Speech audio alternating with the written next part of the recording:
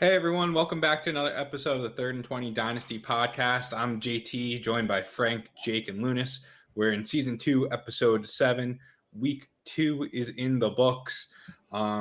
We do have some, different segments, but we're going to try some new stuff out. We got injury news. We're going to look at the r/Dynasty on Reddit, and we're also going to look at Twitter, do some recaps of what's going on there. We're going to talk about Devy prospects, some waiver wire people to look at, and finally panic meter and Bader grade. So with that, we'll kick it off with injury news. 4 quarterbacks, 4 or 5, I guess technically, quarterbacks got injured. Andy Dalton was the main one who we're looking at for multiple weeks out potentially. Derek Carr's got an ankle sprain. He might miss this week. Tua's got some bruised ribs. He's questionable for this week. Baker hurt his shoulder, but he was able to get back in the game. And I feel like I'm missing. Oh, Carson Wentz hurt his ankles. So I think we'll start with Dalton though, because I think ankles plural. Yeah, wild. I don't think I've ever heard that. Hurts both of his ankles. We'll get into him in a second, but let's kick it off with Dalton because I think he's got the biggest impact, right? Because we know what's behind him. We know that there's Justin Fields waiting. This could be a similar situation to how we had Herbert and Tyrod, except the team wasn't sabotaging Dalton. He just happened to get hurt. Dalton didn't get stabbed in the lungs. Yeah. So I guess that is the question of, will Justin Fields just take this job? Like, is this now Justin Fields' job, or is Andy Dalton returning?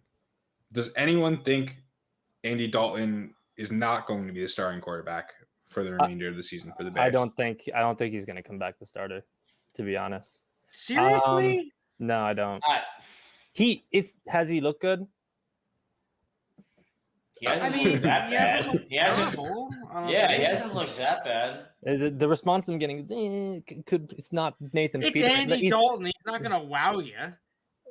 You know what you're getting. He's the Red Rocky. The thing is, what you're getting is mediocre play. Last game, you saw what the upside and the downside of Justin Fields was, because they were winning that game. That defense was playing extremely well. Yeah. And Justin Fields had some great throws and some really sick plays. And then he also has a really dumb interception and mistakes. And it's like, I just think that you're a little bit more comfortable with Andy Dalton playing in a game that you're really looking to win. Andy Dalton, you're not going to have that crazy upside, but you're also not going to shoot yourself in the foot. When you have a good defense, as an NFL coach, I'm thinking it's Andy Dalton, unless I'm really seeing stuff from Justin Fields, some real progression.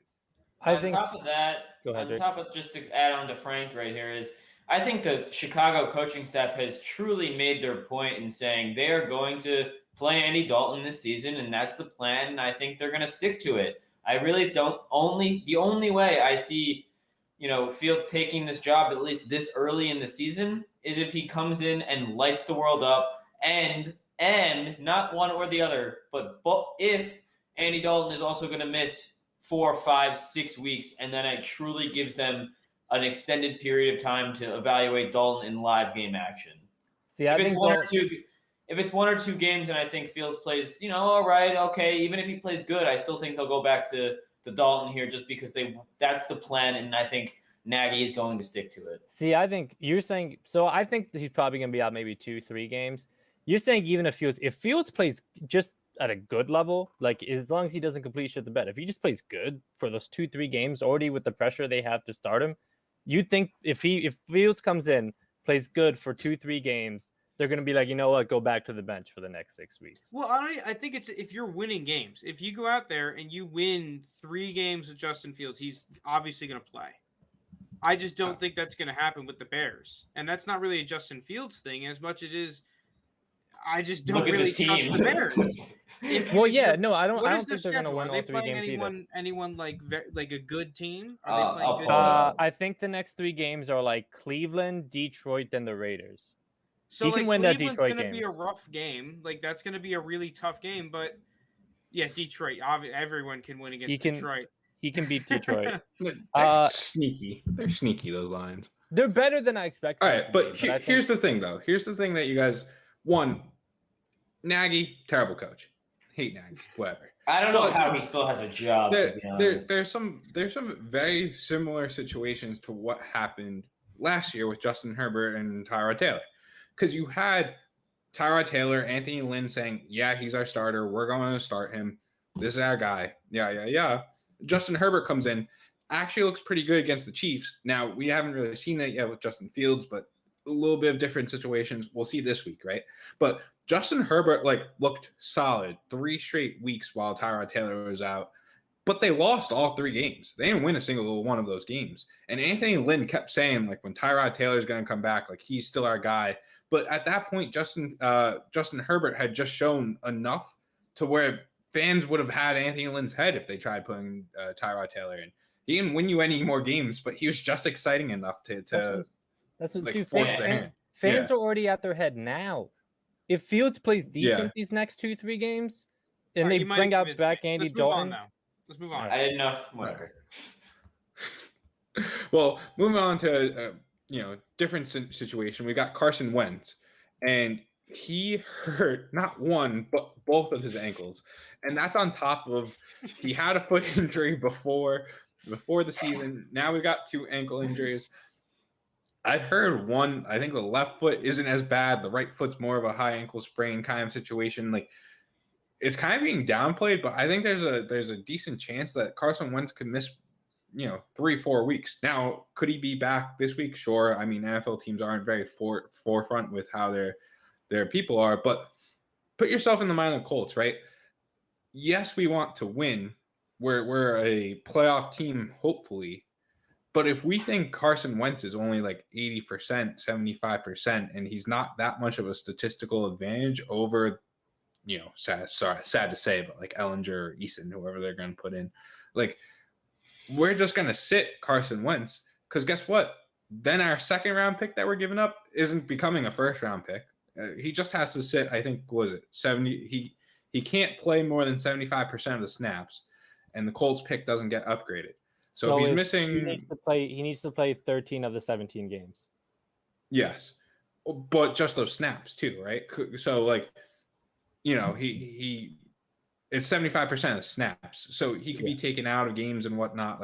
They can do some math where it's not that bad. So I don't know. I think if I'm a Carson Wentz owner in a super flex league, I'm reaching out for Teddy Bridgewater. I don't know who else.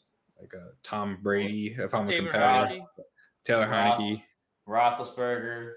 He's kind of hurt too, Roethlisberger. Roethlisberger. What I have with that, though, JT, is that I don't think it'd be that big of a deal if it was Sam Ehlinger, because I actually think that Sam Ehlinger can play. And honestly, I'm actually trying to look to trade for Sam Ehlinger for cheap if I can in leagues. The only problem I have is that you can't put him on the taxi, so you kind of have to have some roster spots available on your team to roster a real dart throw quarterback. But my problem with the whole Carson Wentz scenario is that it feels like the doom has followed Carson Wentz to a certain extent. It still just feels like it's every week there's something with him. But, dude, I would take 20% Carson Wentz over Jacob Eason. That guy can't play. I'm sorry, but no team is winning a game with him as the starting quarterback unless he has some drastic improvements. So, to that measure, you're only 0-2 if you're – I'm the Colts. I'm trying to win games. Injured Carson Wentz is playing. I lean towards Frank's side, especially they lost the first 2 games, but they were close games against 2 NFC playoff teams. The Rams and Seahawks are both very good teams, and both those games were pretty close. And I think Tennessee, I know they had an impressive win last week at Seattle. They got rocked week 1. I think they still view the division for the I think they obviously, and they should feel they can. Obviously, everyone's thinking they're still in it. But I'm saying, to your point, they're not going to risk that in being oh, we're not going to play 75% Wentz unless they had Sam a good Ehlinger's backup. hurt, so it has to be Eason or Wentz. They've got a brutal out of division schedule. It's just it's the NFC West teams and the AFC East teams. Chat's saying that Sam Ehlinger is bad. I don't necessarily disagree with Chat. You see that one throw he had in the preseason? It was nasty. Yeah, that one throw. That one throw, Listen, I still haven't seen much just to put Sam Ehlinger out of that high-quality backup range. But, I mean, Taylor Heineke you've seen now, I still think he's in that range, but has given people enough of flash that you could sell Taylor Heineke. I don't see why that couldn't happen with someone like Sam Ehlinger. And if you can pick him up for a late third, you might be able to stonk him into a second if more of this Carson Wentz drama happens. Speaking of drama, Saquon Barkley. It is just another drama every week, it feels like. So we're going to pull up some tweets because he was like real popular on the Twitterverse after Thursday night game. So we got Joe Bryant at Football Guys. Anyone else but me thinking Saquon Barkley just isn't special. No. And then we got, hold on. We got another one here. Ryan Clark, my boy Ryan Clark. Is Miles Sanders, his former teammate, going to have a better pro career than Saquon Barkley? That is like a clown take. It has almost like 3,000 likes. 2 years ago. I'm surprised that didn't come from Clownus himself. So I guess we can kind of get into Saquon. I'm not putting this under the panic meter with Saquon because I think that this is not a scenario where many owners are panicking whatsoever. Everyone has seemed, at least that I've seen that actually owns him, is still holding firm. But how concerned are you with the recent Giants struggles and then in turn Saquon struggles with the injury? What's going on with him for the rest of the season, you guys think? If I own Saquon, I'm definitely not selling him. Jake, to your thing where he said I would tweet something like that. I like Miles Sanders a lot. I'm higher on him than consensus. Miles Sanders isn't Saquon Barkley. Come on, like all those takes, it's clown takes. Like I think Miles Sanders is good. I think he'll have a good career, but Saquon Barkley's a generational talent. I'm not worried about him. Like people think like, oh, health wise, he's just not the same anymore. I understand the injury concerns, but I still think he has his explosiveness. He's just getting his feet back under him. I think the only concern is kind of Jason Garrett, like in terms of just like the Giants offense in general, getting him involved more, setting him up better. Because I think you throw like Saquon in Carolina and like swap McCaffrey out and put Saquon there. Saquon's putting up crazy numbers again. The ways that they use McCaffrey, the way Green Bay uses Aaron Jones. So I think it's more just a matter of the offense getting better, but I think Saquon's fine. So I'm not selling Saquon for lower value. I'm not worried about him personally. I agree with you because, I mean, to some extent, I really think that Jason Garrett does get a little too much crap. Like, okay, obviously, Jason Garrett is not a top coordinator in the NFL. I'm not trying to argue that, but I really don't think Jason Garrett is a huge problem. I think more of the problem is that offensive line is getting really banged up and is already a questionable group coming into the season. I personally thought they would have performed better. So I'm a little bit upset with what they're doing. And dude, Daniel Jones played well last game.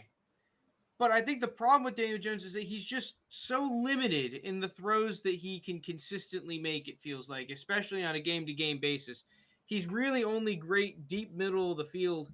I feel like if you look at the meta of the NFL right now, what all the other elite quarterbacks are doing, none of them are doing what Daniel Jones does, like what Daniel Jones is good at. People saying that Daniel Jones is a good deep ball. Listen, I thought Daniel Jones' deep ball was a big issue coming out of school. Thought he did all right early, but it's been overall inconsistent. And I really feel like that's also impacting Saquon Barkley and the offense as a whole. If you put Deshaun Watson on there, like, I'm sorry, but that offense and Saquon Barkley, I think, are just putting up better numbers. Oh, it's a whole different offense. Yeah, and to touch on what Frank said, consistency is the key word here. The Giants offense, like, you have the skill position players around you. You know, you have the Kenny Galladays, the Sterling Shepherds, and even the Darius Slaytons of the world. I know he had a big drop on Thursday night, obviously. Not to mention, you know, generational talent running back in the backfield. It all comes down to consistent play at the quarterback position because we've seen it. When Daniel Jones plays well, the Giants look half decent. And when they don't, they look like a bottom 5 team in the league. And I just don't believe Daniel Jones will ever show consistency at the NFL level. And I think that's the big issue with him. And that's why Saquon Barkley is struggling, because when Daniel Jones struggles and the offense as a whole struggle, he's going to struggle because, you know, we're not the Chiefs. We're not going to go out and score 35 points in a game. And that's just what it's going to be. So he's not going to get as many touches and he's not going to get as many scoring opportunities, which is obviously going to lead to less fantasy points here. So it's a tough situation, but Saquon's a generational talent, and it's not a guy you're going to panic on here. Yeah, just one last thing. If you're the defensive coordinator, you're going up against the Giants, and you're thinking there on Wednesday, okay, what are we going to do? Are we going to make Saquon beat us, or are we going to make Daniel Jones beat us? I think that's a pretty easy decision, and that's what happens. Like Jake said, that team relies on Daniel Jones. All right, I'm trying to pull this up. My shit is hitting the fan, to say the least, with my computer real quick. Okay, here we go. So I wanted to bring this up. Right, I have seen this on Twitter. I've seen it on Reddit, where people are kind of starting to freak out about running backs in general. How a lot of the running backs are the guys that are not living up to expectations at this point in the season. So here's a little chart from, I'm not saying that name of this guy. I have no idea. But basically everyone's passing numbers are up. Yeah. And I find this a little bit interesting because there are teams that I agree should be passing the ball, and it's really working out for their football team. Like, look at the Raiders, even. They're not even the best example because, okay, Kansas City, why they're throwing the ball. Teams like that, why they're throwing the ball. In New England, they have a quarterback who can complete passes. Obviously, they're going to be throwing the ball 11% more. But at the same time, look at some of these other teams. I thought Detroit, who's at number 3, they threw the ball way too much last night. Like, there were scenarios where they could have just taken the pressure off Jared Goff to the running back that they drafted with an early second-round pick that everyone's raving about. Why aren't they running the ball more? Jacksonville, Trevor Lawrence clearly cannot throw the ball 60, 50 times a game and win. Why are we not running the ball? Yeah, at this point. There are so many other teams. I mean, Atlanta, you can't really do anything with that offensive line. But I feel like a lot of these teams that are throwing the ball a lot more, it works for the guys that have the great quarterbacks and the weapons and everything going for them where you're able to do that. But some of these other teams, take the pressure off your quarterback, stop running the ball. So I think it's a little bit ambiguous as to whether it's good or not for some teams, but I do expect some of these teams to get their rushing numbers back up to normal, or the coaching staff won't be there much longer. I wonder how much San Francisco's just really early lead against Detroit put them down so far. Because if that's the case, if that's not the case, and this is just the norm for San Francisco, it tells me a lot about Jimmy G. Where it's just like, we're just gonna run it. We don't even. Or their receivers, apparently. Yeah. Well. Yeah. Yeah. My other thing, though, building on top of this, is people are playing this and being like, "See, 0 RB works. Like, you gotta go 0 RB." And sure, you're getting like the good, tight ends and wide receivers and quarterbacks higher because you're going 0 RB. But like, you could have easily picked Kittle. And you could have picked, I don't know, some wide receivers that like Ayuk that aren't really performing yet. And then the RBs that you go and target at the end of the later rounds, you probably picked like James Conner, Gus Edwards, Ronald Jones, Sony Michel, Damian Harris. The only ones that are currently working are Darrell Henderson, Damian Harris, and Tony Pollard. And Darrell Henderson's hurt now, so who knows what's going to go on with that. But if he's just going to have to now split carries with Sony Michel. I think it's one of those, he's questionable for this week, but I don't think it's like a long-term thing. I mean, the thing is, too, look at a lot of these teams that are running the ball. They're winning games. And like JT said, a part of that from this year over year from last year is because they're winning games. But you're telling me that a team like Philadelphia is not going to be a run-heavy team to a certain extent? That the San Francisco 49ers, the New Orleans Saints, the Cleveland Browns, all these teams, the Rams, are all of a sudden going to give up their roots of running the football. The only team here that should be passing the ball more is Cincinnati, because that's the one thing they're actually good at, and they've spent all their resources doing, getting better at it. I mean, Cincinnati does have Joe Mixon. It's not like they don't have a talented running back there. Yeah, how'd that go for him last week, Jake? 20 touches. 20 touches. And they lost. 20 touches for 60 yards, and you put up no points. You have players complaining that they haven't been aggressive enough this year. I'm pretty sure the Bengals right now have it's like them, the Steelers, and the Jets for the slowest, most inefficient offenses in the NFL from their expected points per play. Jake's on the side of Zach Taylor. That's not the All side. I'm gonna say is Higgins had another good day, Chase had another good day, and Mixon had all the. But they could have been they could have been way better. Like we're getting into a side tangent, but if the Bengals just decide to push the ball down the field more, I think they'd be a very explosive team. They're just. I don't disagree with that, but I'm saying from a fantasy standpoint, all three had not a great day, but like. You remember last year when they were passing the ball 70 fucking times, and now it's like you've decided that you're going to run the ball? I do not understand that coaching staff, and I stand firm. Until that staff is fired, I am not buying Bengals players. It's ridiculous. I am not dealing with that. All right. Life, the death, taxes. I said it on Twitter earlier. I was like, just wait for this spring. Joe Brady's going to be their next coach. Give it a couple months. All right, then I'll go back and I'll say, okay, I'll start paying for Bengals players. Until that then, would be that scary. coaching staff is trash. And I think that'd be a great hire for that offense, by the way. I mean, next one I wanted to get into, we have Mark Andrews is annoying. So perennially listed as a top 5 to 6 dynasty tight end. Yet this week I'm probably going to play Tyler Higbee over him. Last week I really wish I played Tyler Higbee over him. So what's the deal? Should we be selling Andrews while he still has name value, holding, yada, yada, yada, yada, yada? And this is just kind of what you buy into with Mark Andrews. Sell all Ravens.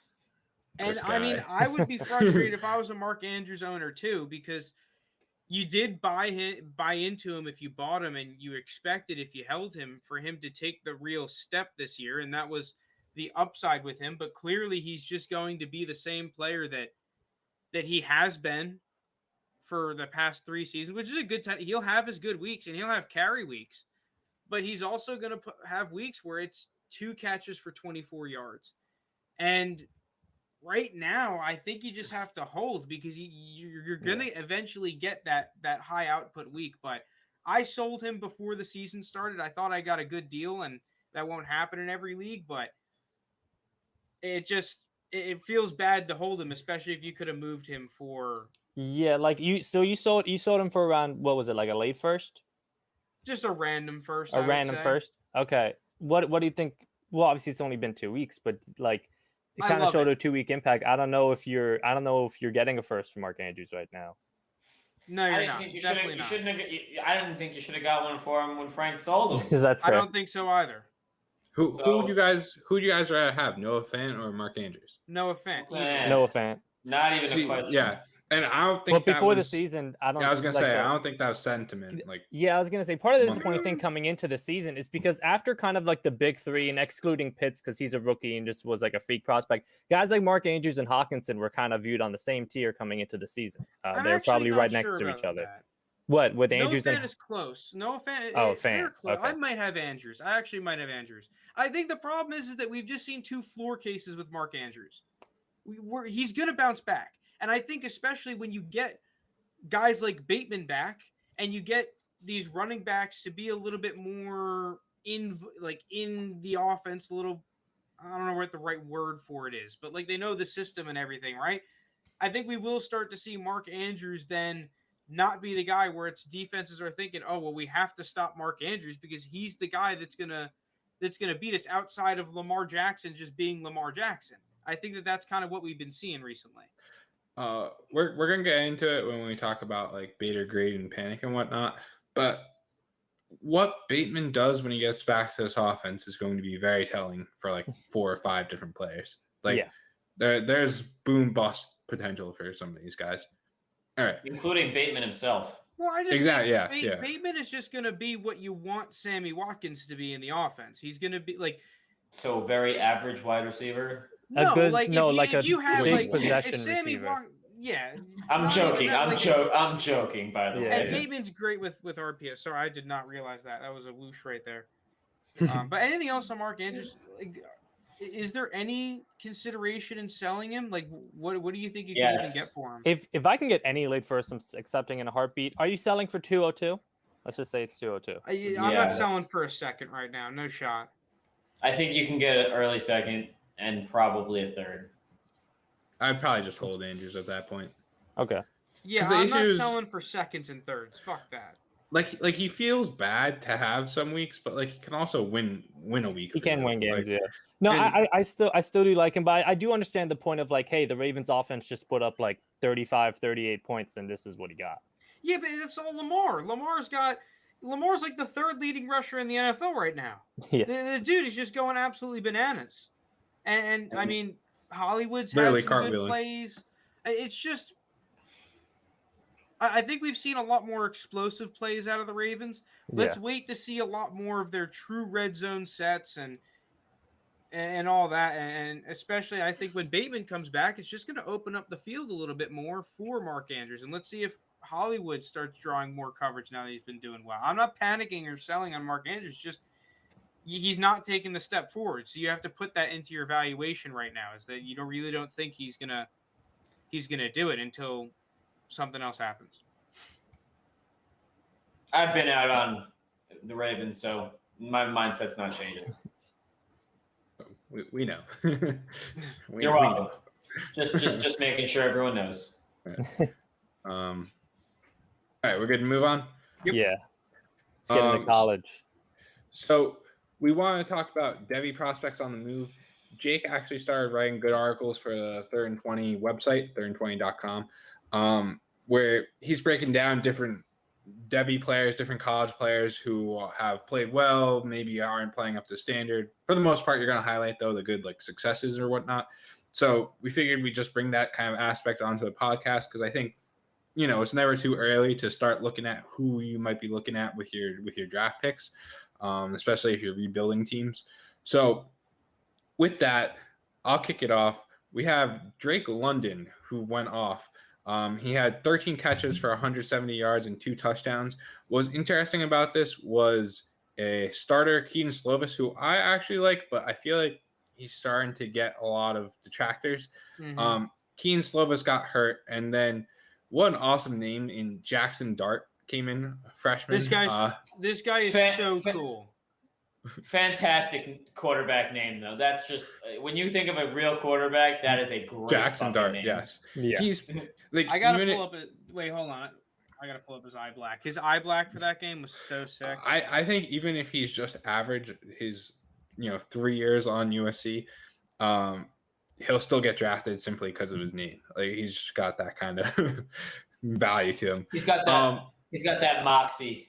Yeah, but this dude, look at this. Real quick. I mean, it takes a second for us to see. Yeah, it takes a second for us to see on YouTube because we're delayed. The one line down the eye, that is freaking sweet.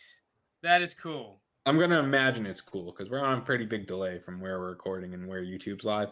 If you're watching us on YouTube, hi. If you're on podcasts, if you want a good visual, come find us on YouTube. 3rd and 20. I see it now. Yeah, that is cool. Yeah. So moving on, though, Drake London, right? 13 catches, 170 yards, 2 touchdowns. Drake London has the ability to be a top 3 wide receiver in this class. Could even be the top wide receiver in this class. I don't know. The interesting thing about him is last year on USC with an Amon-Ra St. Brown team, he had, in just 6 games, he had 502 yards and 3 touchdowns, right? So now already in 3 games, he's at 375 yards, 3 touchdowns. So he's kind of showing his alpha ability. Like he's able to dominate an offense. He's able to be the main guy, which a lot of NFL teams love. I think he's almost certainly going to be a top 3 round draft pick in this upcoming draft. He's someone that is going to be going in your mid-first, I'd probably assume, kind of rookie drafts at this point, mid to late. Jake's shaking his head. I think he's a mid to late. Yeah, what were you saying? Depends on if it's super flex or not. In a non-super flex league, he'll probably go in the 1st round, but super flex leagues, I'd probably see him in that early 2nd to mid-2nd range. What's a non-super flex league? Yeah, what the heck, Jake? The thing is, I think there are going to be quarterbacks that are just going to keep falling at this point, and we're not going to see as many quarterbacks. What I'll say is we're going to get into a couple quarterbacks in a second. I don't think the quarterback prospects are nearly as good as the past 2 years. So we'll see. But yeah, that's kind of all I had to say about Drake London. He's very good athlete. Already is produced in his sophomore year. There's a lot of like analytical parts of Drake London that I like. He's someone that should be on your radar already and someone that you're looking forward to. He's also 6'5", which is dope. Yeah, he's just checking all the boxes right now. I agree. Yeah. He's got a school with a good pedigree that's proven they can develop receivers. But he reminds me a lot of Mike Evans from when he was at A&M. Strong. A lot of Mike Evans there. So next guy I wanted to bring up, because I've been seeing him getting a ton of hype, potential first overall pick hype, and that is Malik Willis out of Liberty. So here's a throw that I just saw scrolling through Twitter, and I thought it was a pretty damn impressive throw. Beats a safety with his arm. You know, like,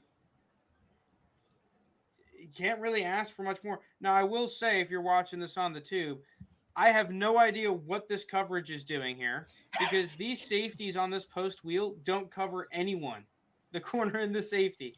Like, they go for a switch, and then they're like, nah, I'm not thinking about it, because he had this post wide open, not a guy within 10 yards of him. So good old liver. I don't even know who ODU is. What Old Dominion. Old Dominion? Yeah. Okay, well, shout out real Corey Kinnan for the video, by the way. Now, I want to ask you guys what you think of Malik Willis, because I'm actually not really a huge Malik Willis truther. I'm very skeptical right now of whether or not he's actually going to be that top first-round pick quarterback. I like him, especially because the guys who were expected to kind of be the top two, Rattler and Howe, they haven't been bad, but they haven't been what a lot of people were expecting to come into this season and be. We were talking about a pre-pod, but a lot of people were expecting from Rattler, like, the type of insane statistical season we just saw Kyler and Jalen Hurts have in that Oklahoma offense, and like be like a front runner for the Heisman. And he was coming into this season, but so far he hasn't been bad, but he just hasn't been like, oh, those are crazy numbers. Oh, he's made some insane throws these games. So I think the other quarterbacks kind of not being like great has also helped Malik. Also has helped him. I do need to see more, because I really have only started watching a ton of him like the past 2-ish weeks when he starting to get more hype, and I watched some of his stuff from last season. But it's going to be interesting. I want to see him. I'm excited for that Ole Miss game. He gets to play against an SEC defense, because I'm sure the thing with him is everyone's going to bring up his level of competition. But I like him. He has a big arm. He's fast. He can run. He's going to be someone who can like scramble well too, which helps for fantasy. So I've just got to see more, but I've been impressed so far, and I'm buying into the chance that he has a decent shot to go and be the first quarterback drafted. Well, first one drafted. First QB drafted. I think one of the things that's actually helping him out is that if you're seeing someone like Jalen Hurts succeed, maybe that spells well for Malik Willis. I think he can be a better passer. Well, I think the problem though is that Jalen Hurts is just like mentally, right? He's just really ahead of the curve for a young guy, I thought, when I did my film analysis on him. Malik Willis, I feel like you might be on the opposite end of the spectrum. I think he's just really raw and underdeveloped as a passer. So it's going to be interesting to see where he goes.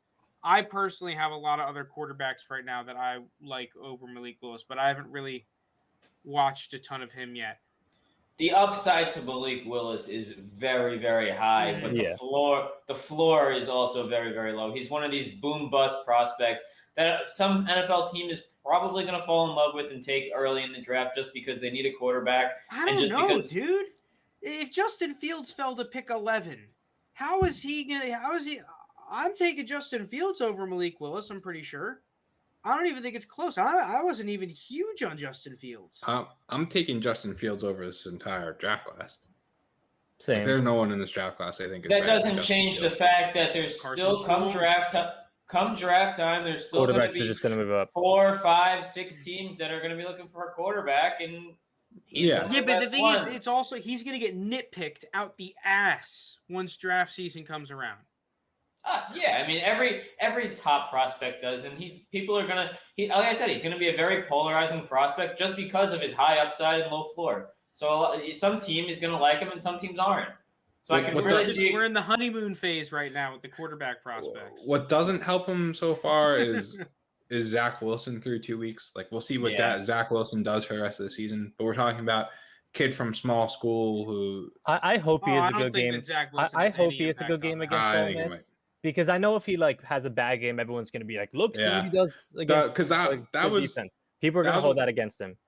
That was one of my big knocks against Zach Wilson is whenever he played against the Power 5 schools, he just didn't really do much. I think he had one good game against maybe Washington. I might just be making that up. But for the most part, he just did not succeed. And so if Malik Willis kind of falls into the same thing, it's not going to help him. Yeah. For right. Fantasy, if he's playing, though, he'll probably be a stud. Yeah. All right. What other Devy prospects did you guys want to cover? I wanted to touch on one of the guys that I wrote about in this week's article. Check it out. It's on thirdand20.com. Go check it out. It's Kyron Williams, running back from Notre Dame. This guy completely impressed me. I really didn't watch a lot of him last year, and I went back and watched some of his games last year along with this week's game against Purdue. This week he had 12 carries for about 90 yards, a touchdown, added another 2 receptions for 50 yards and a touchdown. He truly impressed me a lot. He was a very patient runner, but had the speed to finish runs when needed. His route tree looked great. He took one to the house for a 50-yard receiving touchdown. I don't know. This guy I just think fits the NFL to a T in the modern game, and I think he's a guy that's going to go very early in the NFL draft, probably a second-round pick, and he's probably going to be one of the first players taken in your rookie drafts next year. Wow. Big words. Yeah. Big stuff. He just does it all. I truly could see him being a 3-down back in the NFL, and some running back needy team is going to grab him, and he's going to fit in real nicely. Interesting. I don't know if any running back at this point is going to be a 3-down back in the NFL. I'm just saying he has the potential to be. He's a capable wide receiver as well as a very good pure runner. So I really like him. I'm excited to see what he does in the remainder of the season and see where he lands. Yeah, so a guy I was interested in, and this could be a complete bait. I have no idea, but I think it's someone that, it's nice to have on the radar. Maybe he'll end up on the Raiders. Never know. He's a good fit in Oakland or in Vegas. Yeah, he fit Oakland, Vegas, baby. Trey McBride out of Colorado State. I mean, Colorado State surprisingly has produced a couple of decent receiving players. Michael Gallup probably being the most notable one, but they've had a couple of NFL level prospects. But he has had. Apparently, I did not check the box scores on this, but I did read this on an article, so I forget whose article, but if this is wrong, blame them, not me. Apparently, he's had 9 100-yard receiving games. Last 9 games, bang, bang, bang, all 100-plus yards. Pac-12. Thanks. Is Colorado State in the Pac-12? Pretty sure. Are they not? Or I might be thinking Colorado. Yeah, I know Colorado is. I don't know if Colorado State is. I don't think Colorado State is. Now on. Yeah, now I gotta check. But yeah. That's it. No, they're Mountain West.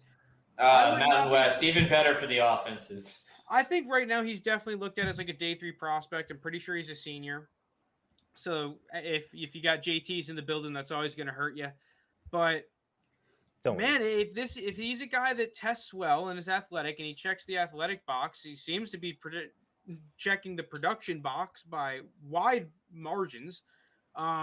Maybe he sneaks into the end of the 3rd round and can be a guy that kind of like a Cole Kmet or even a better value, right? Maybe like a Mark Andrews in rookie drafts. I remember from a couple of years ago. Speak of the devil, you pick him up late in the draft and he's something. Never know. Yeah, just figure he should be on the radar. 9 100-yard plus games. No, that's a notable stat. Jake, do you want to talk about the other dude in your article, or are you saving it? I could give people a little preview of the article. The other guy, a little preview. The other guy I talked about was Kenneth Walker III, running back on Michigan State. He actually transferred from Wake Forest over to Michigan State, and he's been tearing it up this year. He had 172 yards this week on 27 attempts and added another 3 receptions for 20 yards and a touchdown. He was very elusive, and the thing I really liked about him was in the open field, the first guy never brought him down. His truly had an ability to make people miss that you really look for in a college running back. And the only problem I had with him is like he's not really a receiver. I know this week what's his name? Kenneth Walker III. Kenneth Walker III from Michigan State. Okay. Yeah. His receiving ability is not great. I know this week he had 3 receptions for including a touchdown, but those 3 receptions actually matched his total from every game last season for receptions. So he's not really a receiving back, but as a pure runner, fantastic, makes everyone miss in the open field. I know Michigan State's like whole team, I'm pretty sure, is transfers. Like they just got a whole new players. Because they got a new coaching staff and they brought in a whole bunch of transfers. He had 20 forced missed tackles last game. He was incredible last week. That's insane. This guy. Okay, Kenneth Walker. I'm starring this dude. This guy's a beast. The dude does not go down on the first tackle. He made 2, 3, 4 guys miss on many runs, and it's just I was impressed with his speed. He ran between the tackles, around the edge. The only thing I like to see improve is his receiving game. It looked a little raw, but anything can improve. He's a junior, so would be an early declare. Tinder girl JT over there, so checks all the boxes for me.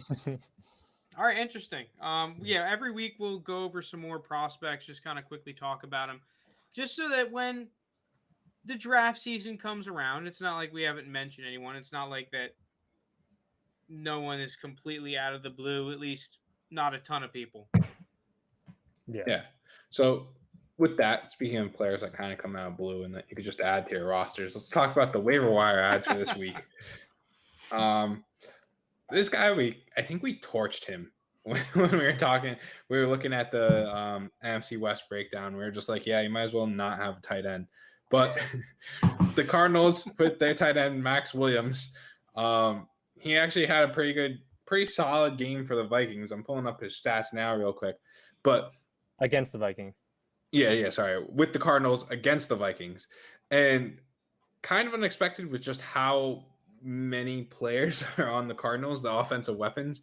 But he had 7 targets, 7 receptions, 94 yards, which is a very solid stat line for a tight end. Normally, there's touchdowns that make him relevant. He just had 7 straight receptions. One of those was crazy. Did you see it was like a double reception? Yeah. Catch. Just Kyler makes circus plays for the Cardinals. So, if you missed out on Rondale Moore in your rookie drafts, you don't want to pay up for DeAndre Hopkins and you don't want to risk losing all your value with like Chase Edmonds or whatnot. Max Williams might be your one token, your free token to a Kyler Murray offense. Sure. I don't know. He's a solid ad for me in like terms of it's a tight end. Like you just need tight ends to stick. I don't know. Who knows? He's a product of the offense more than anything. And like, sure, you want as many pieces of this Arizona offense as possible, but like he's gonna be inconsistent, and that's just what you're gonna get from a tight end usually. So yeah. At the end of the day, it's more likely he's like a Mo Alley Cox than like a Mark Andrews or something. Oh yeah, someone that kind of just comes out of nowhere. But again, Waller. These are waiver wires. Yeah, true, Waller. These are waiver wire guys. All right, Lounis's guy, Freddie Swain, out of Florida. Tell us about Freddie Swain, Lounis. No, me to talk about.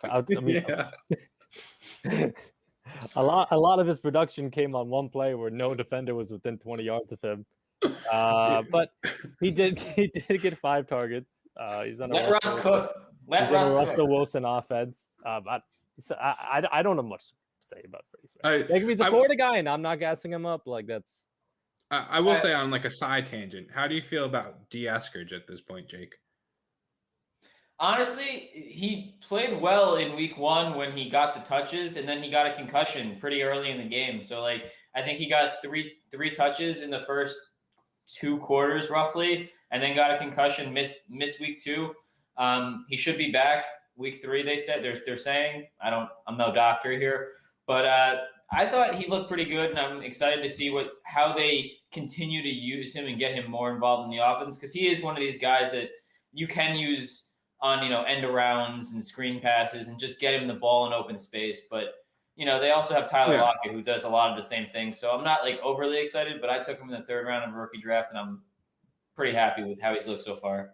But where I was going with that is like Freddie Wayne's probably someone I'm not picking up simply because like he is Eskridge is set up to be the number 3. Eskridge is Freddie Wayne. What'd you say? Freddie Wayne. Oh, no. Is that not what you just said? Am I the only one that heard Freddie Wayne? Who, me? Freddie Swain? Yeah. I said Freddie Swain. I thought. Maybe I think that might have been just you. Okay. Now, JT, Jack. Jacques. That's very clearly Jock. Like, I don't know what's getting you tripping up. There's a C and a Q. Like, I'm sorry, I don't know how to pronounce that. It's French. It's French. But here's the thing, right? Oh, sue me. I don't know French, and I don't know how to pronounce the name. Here's the thing. Jake couldn't pronounce Tua's name. That has so many vowels, I just don't know. Yeah. Jock versus Tagovailoa or whatever it is. Very different. But, all right, hear me out. He's just like a very speculative ad compared to like people that are on the end of your roster. Like, I'm trying to think, not singling anyone out, but like trying to think of end of roster guys that you might have on your team, like a Tyron Johnson or like with running backs wise, like Josh Kelly. Like I'd rather just take the flyer on Jock because he's got picked up by the 49ers, and if he ends up being something, you can then flip him for whatever. Like we just saw Elijah Mitchell getting traded for like second round picks, and he just had one good game. He's got a ton of opportunity because everyone on the 49ers team just gets hurt. So you just need 1 or 2 games that he at least is serviceable and looks decent in, and you're immediately making a huge profit for literally nothing. Now, if he ends up being nothing, I'm not recommending that you drop like who's like a different backup, like a Cordero Patterson or whatnot for him. But just a speculative, you've got that space on your roster. Maybe one of your guys just went to IR and you're in those deep leagues. Like he's literally a free person that can gain the most value, I feel like, on the waiver wire. Okay. I respect it. You've convinced me. Thank you. Now, personally, I don't know. We in our home league, our benches aren't like that deep, so I don't know if I'm really going to drop anyone from him. But I'm on dynasty leagues where they're very deep benches, and he's someone that I'd be looking to go just free pickup. All right. 49ers just need a body at a running back. Yeah. Well, we've seen JaMychal Hasty isn't anything special. Like I wasn't personally that big of a fan of Elijah Mitchell. They made Raheem Mostert look really good. Jeff Wilson looked really good. Like anyone can look good in this offense. So I don't know. Definitely possible. I think that kind of wraps up our waiver wire ads. Yeah, there wasn't too many this week. not that many intriguing guys. With that though, we'll move to the other side of the spectrum and we'll talk panic meter. And kicking it off is someone that we even debated on if they should properly be on here, and that's Antonio Gibson. Frank, you don't think Antonio Gibson should be on this panic meter? No, I really don't. I mean, I can at least here's the thing. I can understand why people are panicking. And the reason why people are panicking is that it just seems like a lot of fantasy players have this unrealistic expectation that the running back that they like, that's a young, good running back, is going to be on the field every snap, and that's even a good thing that they're on the field every snap. I also bring into question to a certain extent. To me, Antonio Gibson, week 1, he got a huge volume of targets. Week 2, it was obviously down. You would like to see him in that 2-minute drill, that passing scenario. But, man, it's early in the season. I think from a usage perspective, it's very encouraging. I just want to see Antonio Gibson get to play up against these teams like the Cowboys and just some easier competition to a certain extent in terms of the front seven. And for this offense to finally get going, because they haven't really been able to have that level of consistency with just guys getting hurt early in the season. To me, Antonio Gibson, it's an efficiency problem, not a volume problem. I do think that efficiency will follow very shortly. Yeah, I don't have much to say. I pretty much agree with Frank. I'm not worried about him. He's still getting the volume that you want him to get. It's just kind of been 2 A games, but I'm not worried about Gibson. I don't like my argument with the whole volume thing is like, okay, yes, I would love for my running backs to get a crazy, ridiculous amount of targets and a crazy, ridiculous amount of carries. But at a certain level, you give up efficiency for all of those carries and all of those targets. And I do not want to do that. I would much rather have an Alvin Kamara he's getting a healthy amount of carries, but over a Derrick Henry who's just, okay, it's just a bajillion 25 carries. But then you can you have the games where he just is running into a brick wall, like for longevity, for consistency, for all these reasons. I'd rather just have that Alvin Kamara where he's playing only like 60 to 70% of the snaps, but he's very efficient and he's still getting the amount of targets and carries that you need for him to be an RB1. Fair. I agree with that. I also think it means more. Not to make this about Najee Harris, but Najee Harris was in the whole time first week and didn't really do a whole lot. All right. Jake, wait. I just need to get that shot in. Jake, Marquez Callaway. What's the panic meter on him? I mean, personally, not high because I was never in on him. But if I was a Callaway owner, say you just traded a second for Callaway, how are you feeling right now? Very, very bad about myself. Very bad about myself. Actually, would you say you're a clown?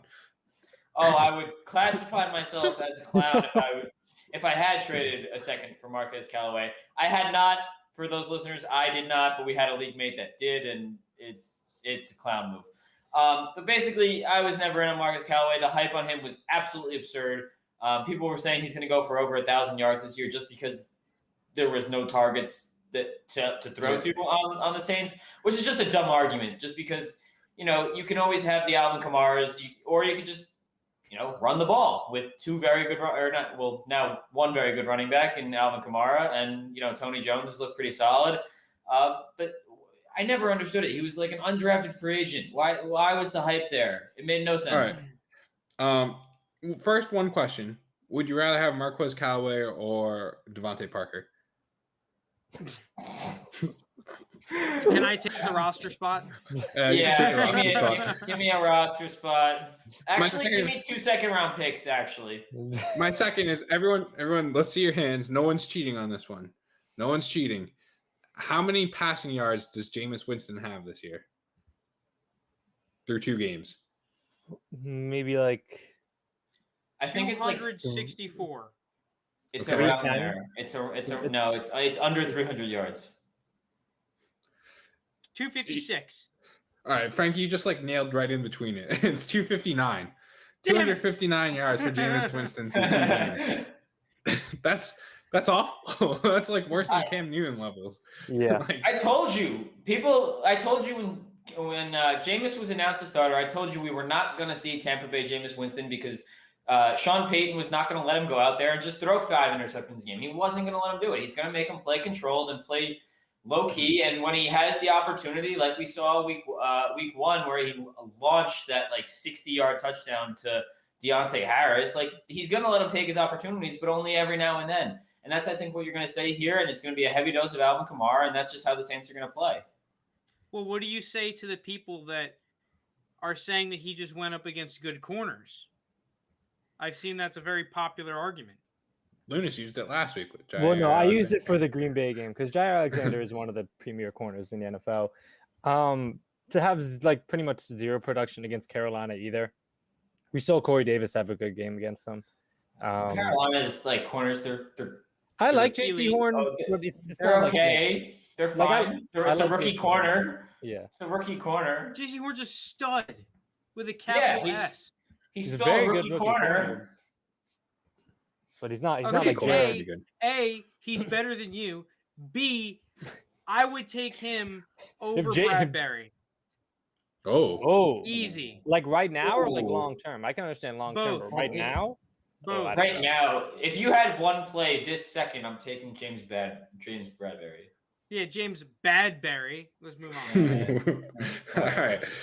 This panic meter is interesting. Lounis, we got you and CEH. I know R-Dynasty was like, what's that like scene from SpongeBob? Remember, it's like the butterfly in the bubble, and then like the whole town's on fire, like everyone's freaking out. That was like R-Dynasty after that game with the CEH owners. I'm not giving up on it. Like, I know the PFF, JT, I know you said that PFF grade. PFF has rated him pretty shitty this year. It just was a sucking. I'm pretty sure it's the first lost fumble of his career that he had on Sunday night. I just think the Chiefs O-line starting 3 rookies. I think they've played 2 pretty good run defenses.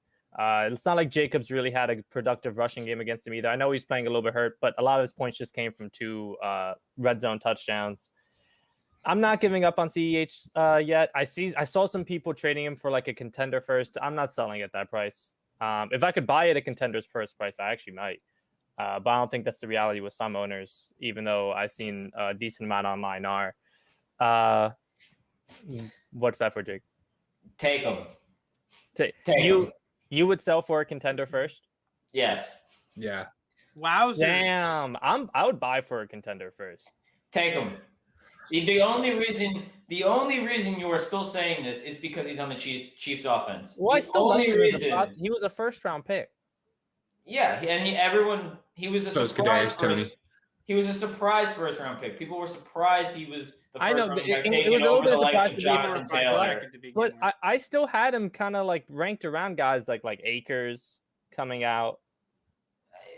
I liked him more than Gibson coming out. I saw a tweet this weekend, and it said CH is a scat back that doesn't catch any passes. That's pretty funny. I know. It's funny because it's true, and like his best quality in college was his receiving ability, and he's done very little of it. I think. Who are you gonna throw it to? You're gonna throw it to CH, or you're gonna throw it to Travis Kelce and Tyreek Hill? I'm not saying it's a knock on him, but people are still rating him this high because he's on the Chiefs offense. Mahomes doesn't need to check the ball down. Patrick Mahomes can just run backwards because he can throw it a mile. Like he doesn't need. You don't like if he had a good enough rookie season. I think he had around 1,100 scrimmage yards for me to know he can play. I just think the Chiefs O-line with 3 rookies and playing 2 pretty good front sevens, like I'm not selling yet at that contender price. I know you guys are. I'm not selling for a contender first. I would buy it at a contender first. I too. Frank's on my side. Let's go. When I did the evaluating the 2020 rookie class during this offseason, I said he was a sell easy for me. He still is at this point. Like if I go to keep trade cut and I look up his rankings, I'm interested to see how you could get more than a contender first for him too. People are selling. People are selling for that. Get more than that. Yeah, I think you can get more, but like if you told me that was the best offer I could possibly get, I'd probably take it. I don't think he's ever going to be what he was drafted to be, like what everyone thought when he was drafted. When people thought he was drafted, they're like, oh, he's in the Chiefs offense. He's going to do exactly what Kareem Hunt did. He's going to come in and be an amazing running back, this and that. Yeah, he's not like they're going to still use Travis Kelce and Tyreek Hill in the passing game.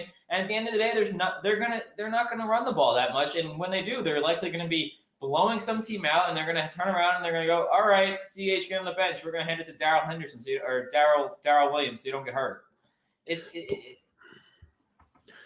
Players he's ranked around are Jalen Waddle, Deontay Johnson, Zeke Elliott, A-Rob, Rondell Moore, J.K. Dobbins, Aaron Rodgers, Cortland Sutton. There are very few. Yeah, I don't think I would. I think I'd rather have all those guys over CH at this point. I agree.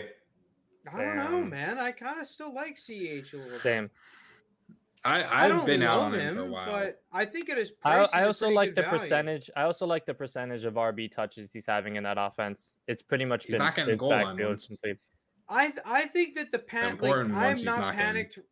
Okay, if I owned him and I bought him early in the offseason, okay, I definitely am a little bit spooked, but I'm not going to sell. Like, I think I'm just going to hold for the upside. I still think that there's upside in that offense. I think he's fine. I think that's like the highest compliment. Like he's fine.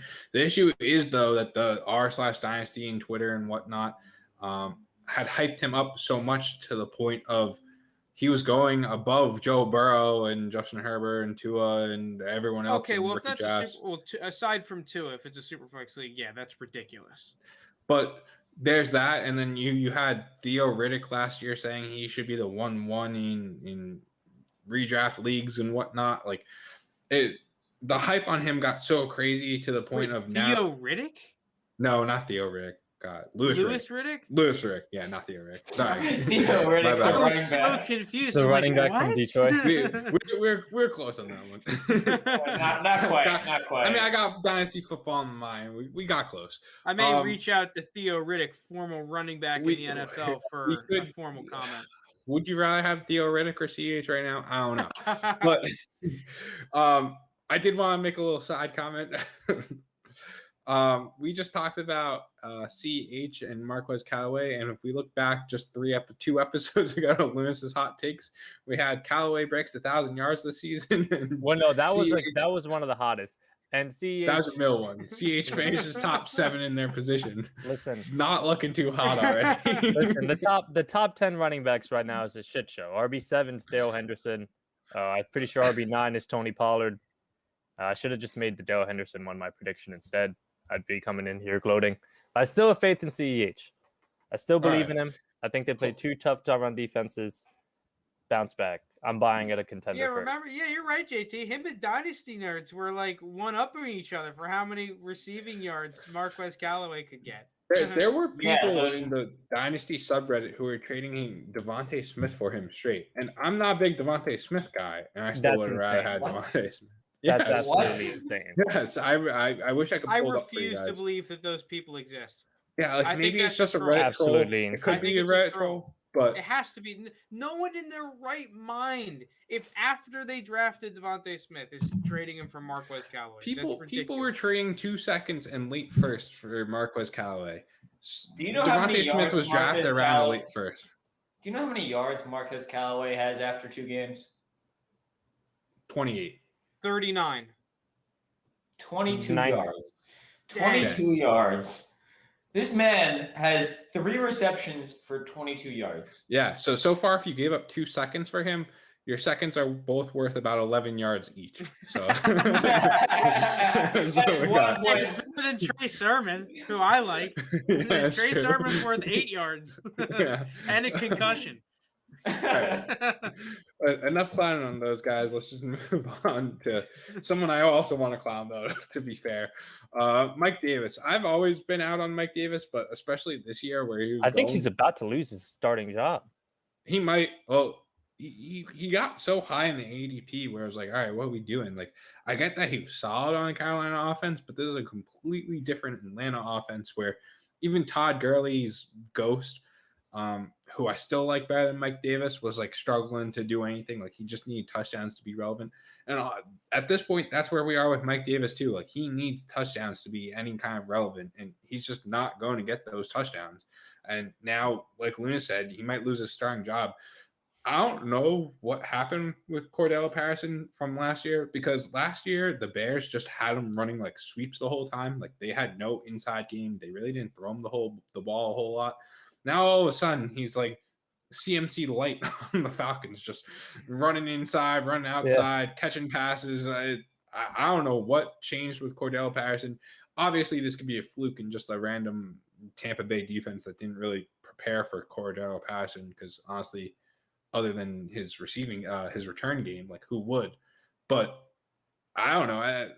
I've been out on Mike Davis. I was out on Mike Davis when they signed Wayne Gallman and Quadre Olson. I was like, these guys might give him a shot. I feel like Cordell Patterson has a yearly flash in the pan. He does. Yeah. That's why I'm not too worried about it, to be honest, if I'm a Mike Davis owner. Not that I think Mike Davis is an extremely valuable dynasty asset by any means. He's a 28-year-old running back that his only good season was as a backup to McCaffrey, who got hurt. So I'm not like saying he's a valuable asset here, but he'll have his games coming up. So Mike Davis is the classic trap that I think a lot of people fall into in the startup draft in dynasty leagues, and that it's one of the reasons why I would much rather take basically any halfway decent receiver over a Mike Davis is because, like JT said, you were investing in an old running back, a guy that's been a backup for a large part of his career. Okay, even if he's like halfway decent his this year, right? He's like a top 24 fantasy back. I feel like you have a pretty decent shot at drafting a top 30 receiver at around the spot that he's taken. Like we did a dynasty draft not too long ago. I'm not exactly sure where Mike Davis went, but I'm assuming it was around like round 10, 9, 8, somewhere around there, probably more on the 10 to like 11 side. But there are plenty of receivers that you could have taken in that part of the draft, especially really high upside young receivers that could, I mean, not only outproduce Mike Davis this year, but obviously for a long time. So I just think that going back, because we talk about startup drafts a lot. Avoid these dudes. These are the running back bait players that you can take at the end of the draft. Unless you're getting a running back at a really good value, I would much rather take like any other position than these Mike Davises or the Gus Edwards when they have their value inflated. And I think a large part of this due to like redraft and being like, oh, well, I need a third running back here in round 8, round 9. Like there's no running backs left. Let me take one instead of taking, I feel like a Deebo Samuel you kind of got around him or maybe not him. But Marquise Hollywood Brown, you could have easily had. You probably could have had Marquise Hollywood Brown 2 rounds later than Mike Davis. Probably. So that's the bait. Don't take the bait in those drafts. And it happens every year with a new dude. You have these guys that get hyped that are backup running backs, and you get boned. I completely agree. Nice. All right. Well, speaking of bait. Bait or great. Yeah, speaking of bait, we got bait or great. I'll kick us off. Jake's team, the New York Giants, Sterling Shepard. Now, Sterling Shepard, someone that I think as a podcast as a whole, we've kind of been on for a while. Like we've been saying that he's it's only ever been a health thing. The radar. It's only ever been a health thing with him. I got a couple things. So Sterling Shepard, one, I think he's the new Marvin Jones. Even though Marvin Jones is Marvin Jones, I think Sterling Shepard is also Marvin Jones, where it's just I kind of like that comp. Criminally low-rated guy who just only produces. Now, Lounis, you're right. It is a health thing, right?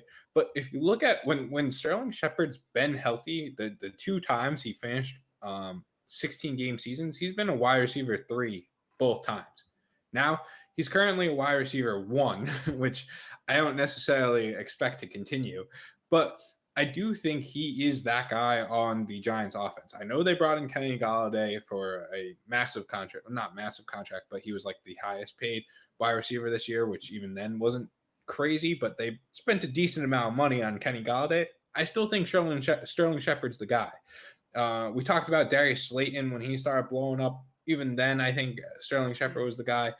And we're at the point where even right now on Keep Trade Cut, Sterling Shepard, after his 2 games, after his crazy success and all the stuff where he's shot up, he's still considered at wide receiver 48.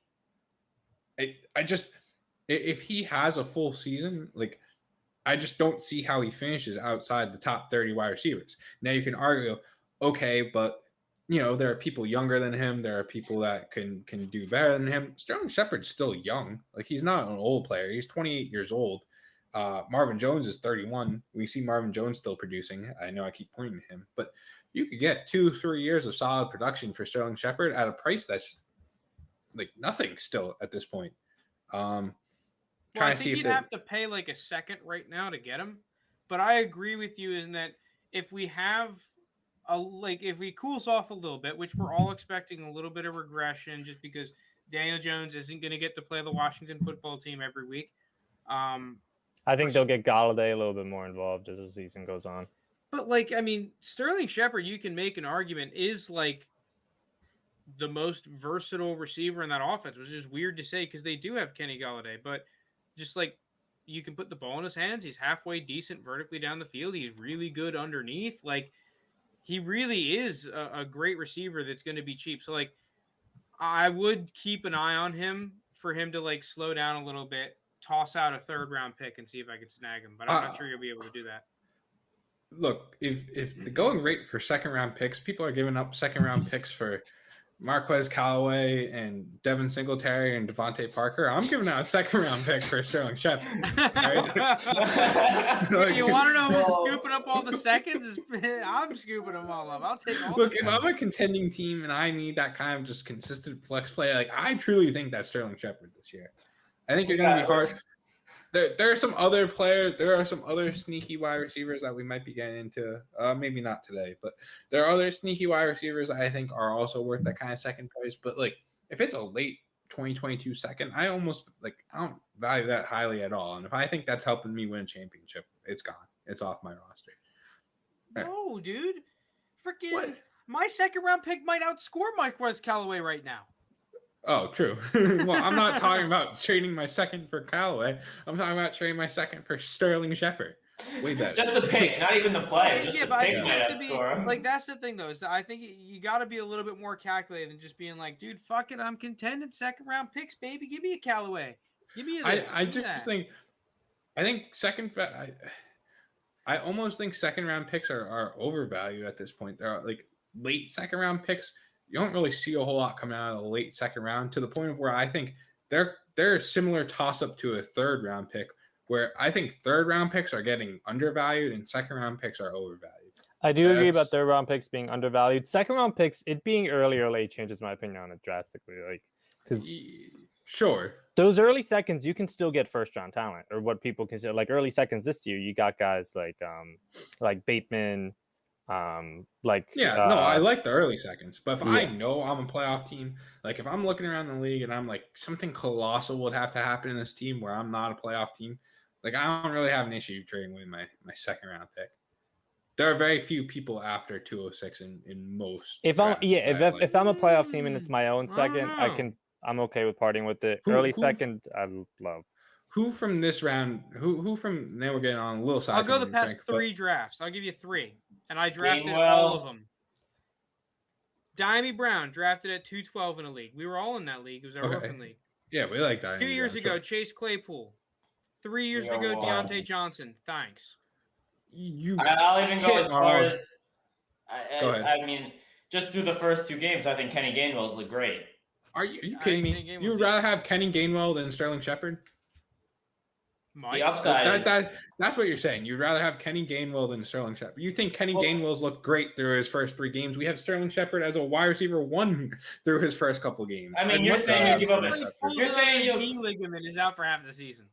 You're saying you trade Kenny Gainwell. Kenny Gainwell. I'm kidding. I like them both. I think they're both good players for their value. Like I agree with you. I'd rather give up a second for Sterling Shepard than a lot of these other players because, like you said, Sterling Shepard's a player that you can buy and you can hold for the next 2 or 3 years, and you can just hold him into the sunset, to be honest, and he's going to outperform his ADP. He's going to outperform his value.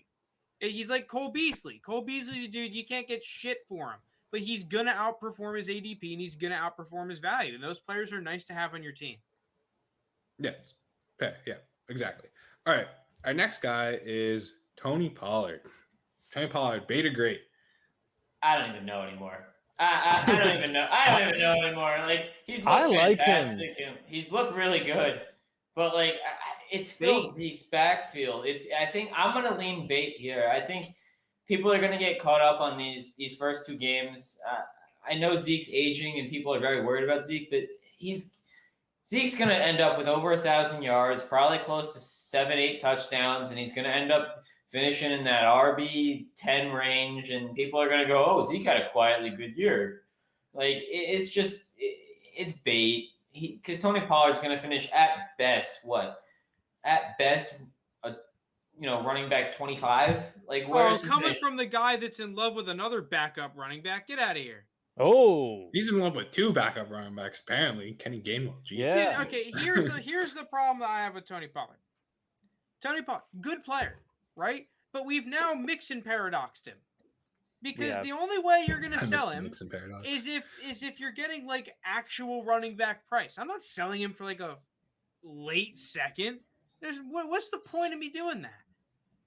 Like, okay, if he cools off massively, but like, why? I'd rather just bet on the upside. But then all of a sudden, if you're giving up like actual running back price, okay, yeah, I'm going to sell Tony Pollard. But name me someone going to give up an actual running back price for Tony Pollard? I just don't see it happening.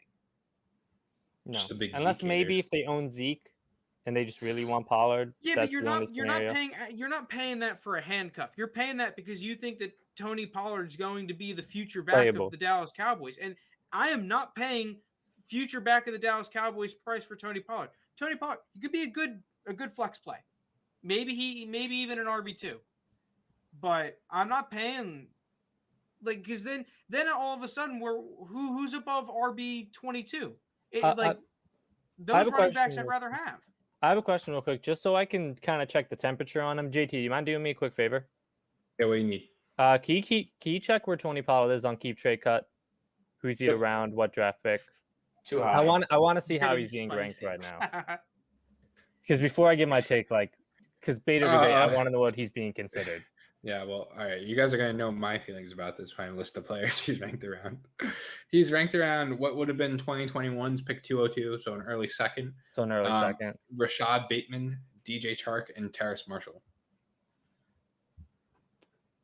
Okay. Taking Rondale Moore over him, easy.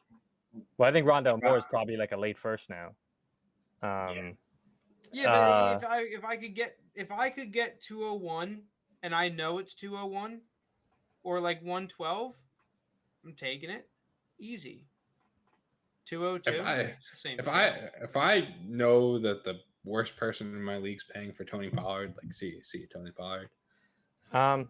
It's tough with it because what I do think is kind of interesting is we talking about possibly Cedric Wilson as a waiver pickup this year. It looks like they kind of replaced Gallup's receiving work with Tony Pollard. They got him more involved in the receiving game last game. So Tony Pollard has these kind of games where you watch it and you're like, he's definitely more explosive than Zeke, but is he the better runner? Obviously Zeke's a significantly better pass protector, which is huge for that Dallas offense and Dak Prescott. And that's why presumably he's going to stay on the field a lot. So even last year, I loved Tony Pollard. He's been someone I liked. 202 price, I liked him at kind of the later second price. At 202, I just need to see more of it. It's been 2 games. But that's the thing. If you wait and see more of it, I know if you wait and see more, and your thoughts get confirmed, you're going to miss that. If you're going to miss that, he's now going to be worth more. I'm so glad missing out on Tony Pollard. I'm not. Oh, I am as well. I'm not saying I'm going to. Here's what I'll say. Here's what if I own Zeke Elliott, I would pay an early second. If I own Zeke Elliott. That's I don't think that changes it for me. He's more valuable if I own Zeke. Why? It's just the question you're asking me is if I'm willing to buy high on Tony Pollard, and I am not willing to buy high on Tony Pollard. I wasn't willing to buy low on Tony Pollard. I just happened to have him. I'm the Zeke owner. I'm not all of a sudden being after one good game, okay, Tony Pollard's the best thing since sliced bread. Yeah, he's a dynamic player. Yeah, he's pretty good. I just really don't believe in him being the actual running back or carving out a consistent enough role down the line. This year, okay, he's fine. If in your redraft leagues, go pick him up. He can be a nice flyer. I'm just not willing to pay his price in a dynasty league. I'm not willing to risk it. I agree with Frank. All right. Quarterback, Detroit Lions, Jared Goff. Bait or great? Yeah, is Jared Goff a good, a decent QB2 now? I think great's a strong word, but I think for his price, which is probably whoever bought him this offseason, not that high. In terms of quarterbacks in a superflex league, I think he's a good buy. I said it as in the offseason as it was my scorching take. I said Jared Goff will finish as a QB1 this season. Right now, I think he's QB8 overall, but a lot of that is due to week 1 against San Francisco, where he passed the ball 57 times for over 325 yards and 3 touchdowns and all that. But, last night on Monday Night Football, he looked okay. Still ended up. He looked better in the first half when it wasn't raining. Yeah. When it was raining, it kind of slowed the passing down. But I think he couldn't hold on to the football. Yeah. It was the rain. He's a California kid. He's a California kid. He's not used to that Green Bay weather. Can't hold on the football. Rough night for the Goffster. He has certain plays where you're like, oh, that was pretty electric. His throw into the back of the end zone, Quintez Cephas, where he just almost snagged it but didn't. And it's that's really good. That's encouraging. And then he has some what are you doing in plays? Like, what is that Jared Goff where like he's scrambling and like he's got easy check downs and he just forces it into triple coverage and gets picked off? Like last night's game was a prime example of why Jared Goff was the number 1 overall pick, where he showed a lot of flashes, but then you go, all right, that's why the Rams traded him. Yeah. Like that was that coaching staff did him many favors that game though. Oh no, I agree, but I think it showed both sides of Jared Goff. But in terms of what his price is right now and what he what's his price? What's his price? Probably like an early second. Probably not much more than that.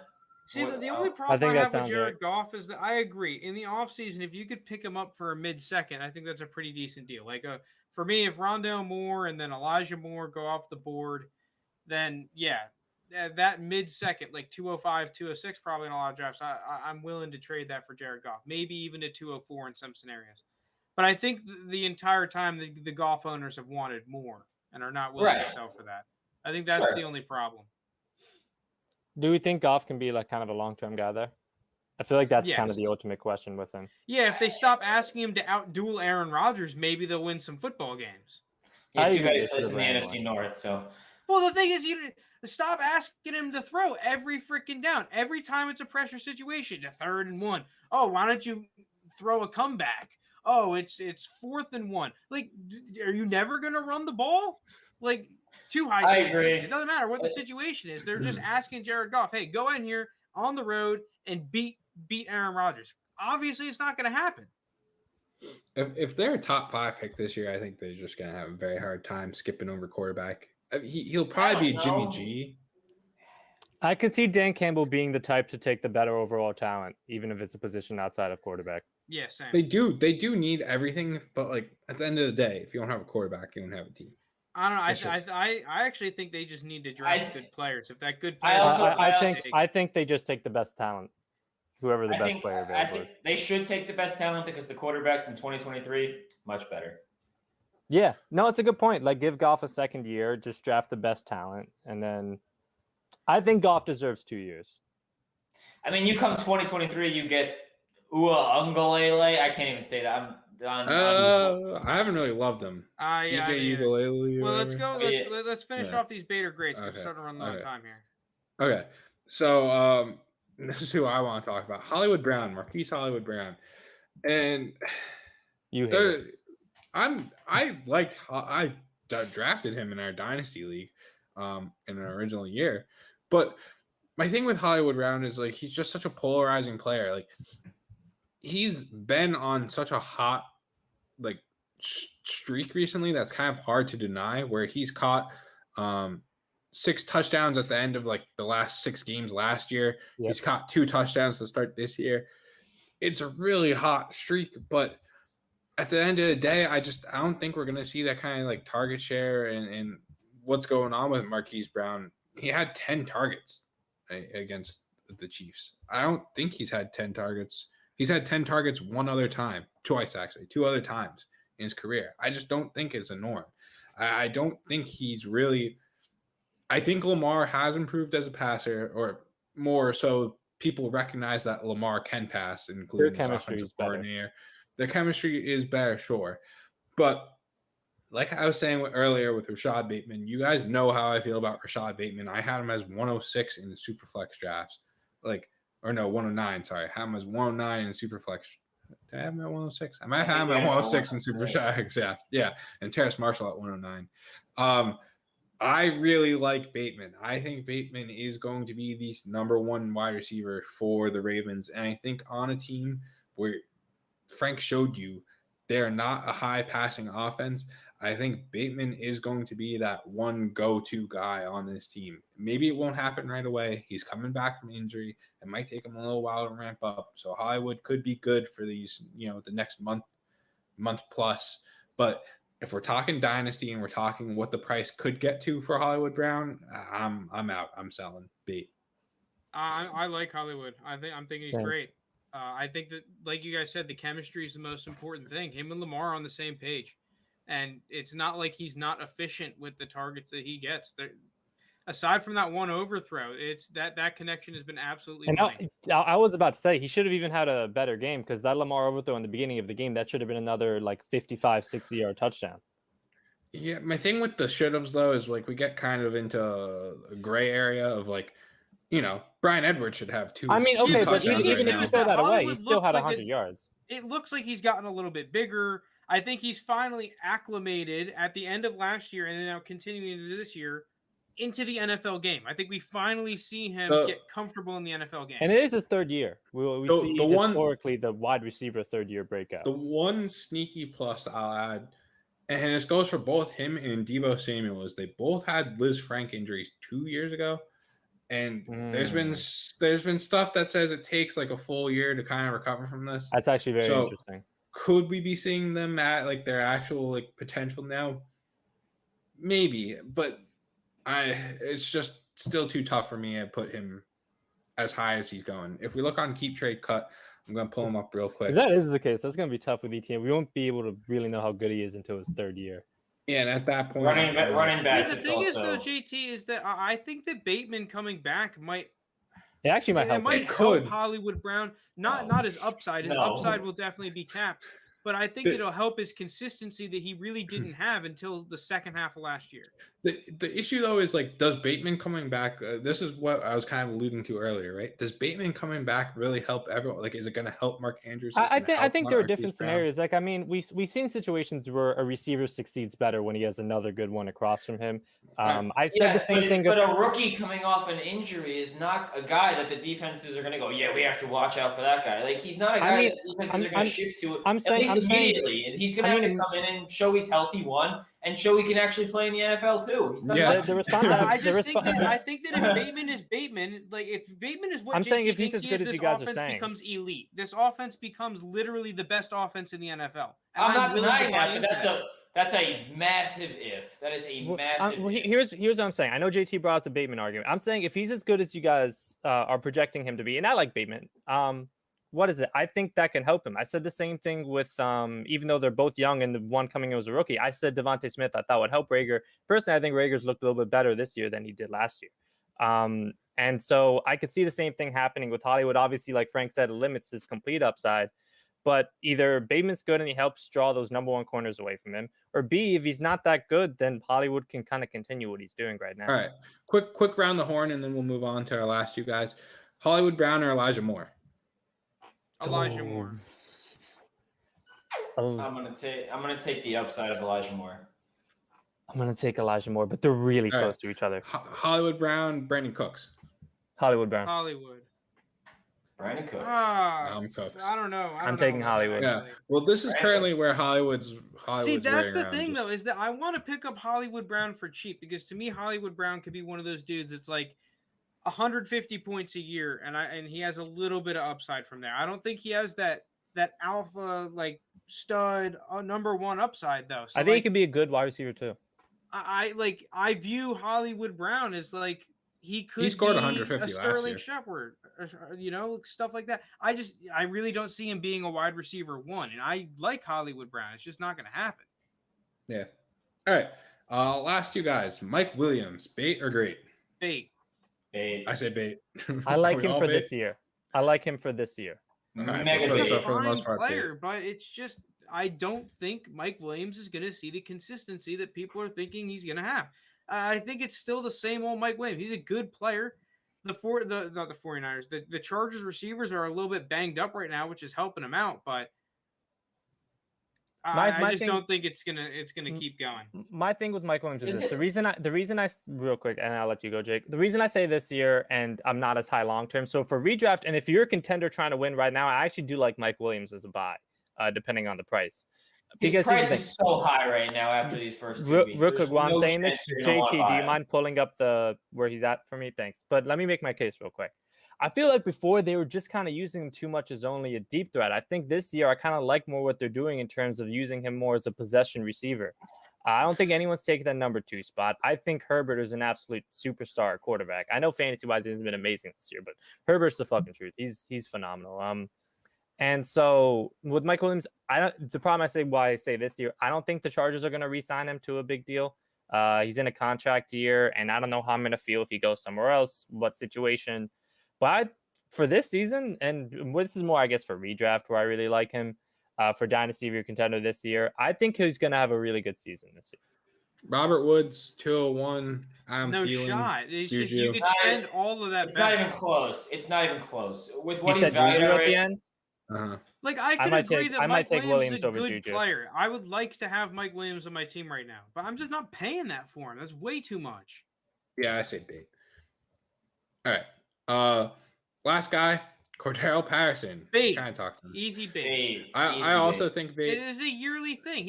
He's literally the Sammy Watkins, but for like week 2. It's just every week year 2 Watkins. Yeah. I'd rather him. I don't know. This hold on. In Dynasty and rest of the season, would you guys rather own Mike Davis or Cordero Patterson? That's why I was just debating. I think I'd rather have Cordero Patterson. I think I'd rather Patterson. Mike Davis. Give me Cordero Patterson. But yeah, other than that, Cordero Patterson is just we've seen this before. He has one good game at running back, and then all of a sudden the next week they try to force it, and he's just not able to get those rushing lanes. Like, yes, he could be dynamic when he has space, but once teams realize that, oh shit, Cordero Patterson's actually going to be playing, let's just keep our gap integrity, because as long as we keep him somewhat bottled up and not in open space, he's not going to punish us through the tackles. He's just what I actually like is that they were getting him the ball in space. I'm more of a fan of what they did with him in the receiving game, not even as much in the rushing game. I think they were getting him involved with short passes, letting him make plays in space. Again, I'm not really high on him or Davis. I'm just picking between the two. At the price of Blake Jarwin, Dawson Knox, Salvin Ahmed. I like him more than all those guys. I'll take Cordero. What's the closest draft pick to it? Is he like what, a mid-third, late third? Probably less. Probably like a fourth. Yeah, I'm gonna have to do some little bit of digging here. I do it like a mid. I would do late that, late third. But no one's gonna sell at that. No one's gonna. Davis. People might sell at that because they probably just picked him up off waivers. Hasn't updated enough yet, because he's definitely a super popular waiver claim if he's on waivers right now in your league. I know, but I wouldn't be surprised if a ton of owners are just like, I think it's possible to get him for an early fourth. Like a ton of owners could just be like, okay, I just picked him up last week. He's a third. He's definitely a third. I would sell him for a third. I think I would sell him for a third. And if I really desperately need a running back, and is he listed as a running back right now? He's actually, that's also another cool thing of fantasy. He is both receiver and running back eligibility. But no tight end though. Rats. No tight end. No, yeah, he doesn't have the important. Yeah, right. All right. It's just I'll sell Cordero Patterson. I think that is wrapping up on Cordero Patterson. 3rd and 20, season 2, episode 7 in the books. If you're on YouTube, we're streaming live now on YouTube. I don't know if you can tell, Tuesday nights is normally when we go live with our pod. This is electric. We'll go live after. Yeah. We're going to try and, comment if you like this kind of, we did kind of shake up the format a little bit. I think people will like it more. I think the way that we just did it. Let us know if you appreciate like our Devy talk and everything, if that's something you guys want to see more or less of. Hit us up on Twitter at 3RD _and 20. No, it's just 3RD and 20 _. Sure, yeah. And then Dynasty JT, Dynasty Jake, Dynasty Lounis on, but there's different Dynasty Jake. The Dynasty Jake with less following is the Dynasty Jake we're talking about. The one with 3rd and 20 in their bio. There you go. Mine's at 3rd and 20 Jake. Oh, sure. There you go. All right, and then 3rd and 20. You're not even close, JT. My bad. 3rd and 20 website. I'm going to be dropping the Storm Sit-em tonight, tomorrow morning. Probably tomorrow morning I'll go live. Jake does his prospects of the week. Lounis is doing his, kind of just what we talked about, trending up, trending down. Frank's dropping his player pops and more of like just standard NFL stuff, like Steed, who's on the normal podcast, doing primetime picks. Just a lot of content. We've got Frank did a lot of work. We have our Dynasty rankings live. Dynasty rankings are live. That includes draft picks in there. I think that's enough plugging. I don't know if people listen through all this plugging, but if you did, thanks.